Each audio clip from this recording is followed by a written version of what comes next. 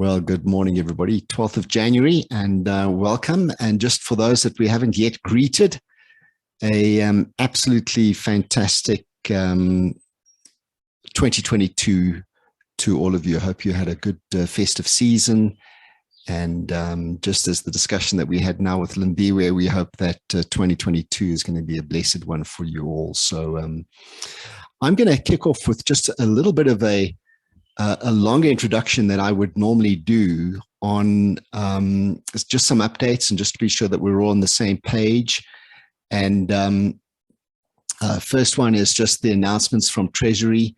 Interestingly, this is the first year that I can recall for some time that Treasury have not put something out when everyone's been on leave, which is commendable. So well done to them for that. And so the last correspondence we had from them was correspondence, and that was just to request institutions to refrain from advertising and requesting deviations between the period of 16 and 7 Jan. There was, which I didn't raise previously for those in the local government sector, there was a circular 111 that was issued mid-November on a generic reduction strategy on unauthorized, irregular, fruitless and wasteful expenditure. And that is one that has got some implications for all the municipalities, particularly with the new councils that have been put in place since the elections. So just be aware of that one. There was an instruction to amendment. It wasn't material for some.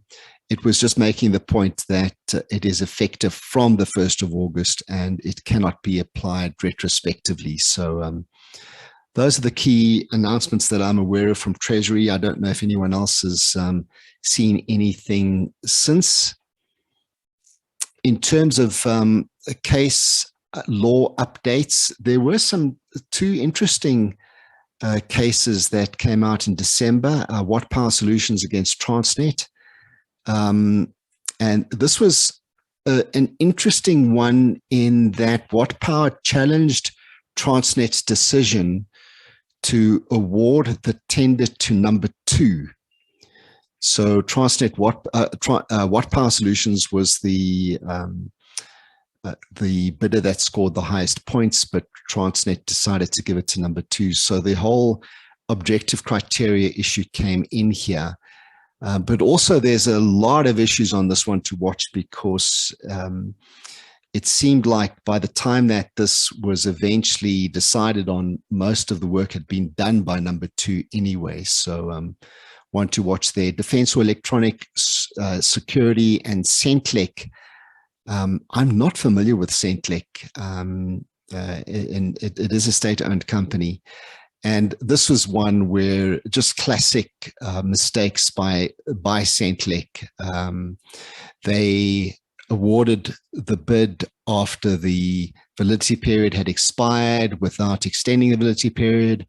They miscalculated the price score. And then also there was a lot of confusion around the treatment of MBD 3.1 in the tender documents, and really interesting. I did not think that Centlec was a local government institution, but they for some reason were using the MBDs, the municipal bid documents. So those are two that came out in December. I'm not aware of any others. But this one is an interesting one to have a look at if you do have a chance. B-BBEE Commission, there are only 2 invalid certificates that have some validity into 2022, SALI and then the Kazi Engineering Group. So just watch those 2. The last gazette that I'm aware of from the B-BBEE Commission is the one just clarifying ownership, which was May last year already. I'm not aware of any significant procurement-related updates from CIDB, and the only real significant update, procurement-related update from DTIC was the designation of the cement industry, which happened, and we were advised by that in the circular effect of the 4th of November. Just, of course, the big update has been the Judicial Commission of Inquiry into State Capture, the part 1 of the report. There will be 3 parts that will be issued. Part 1 has come out already, and there are 3 volumes to part 1. Volume 1 talks specifically about SAA and all the associated companies, including the suppliers and the funders and a whole range of people and groupings that were all connected with the SAA. A lot of volume 2 was all around the new age, and then volume 3 has got 2 chapters. I'm not sure why they made volume 3 2 chapters. One was on SARS, and then the second chapter in volume 3 is all public procurement. And this is the one that all of us in supply chain management need to really be aware of. If you do get the download, I'm going to make a subset of this download available on OneDrive quite soon.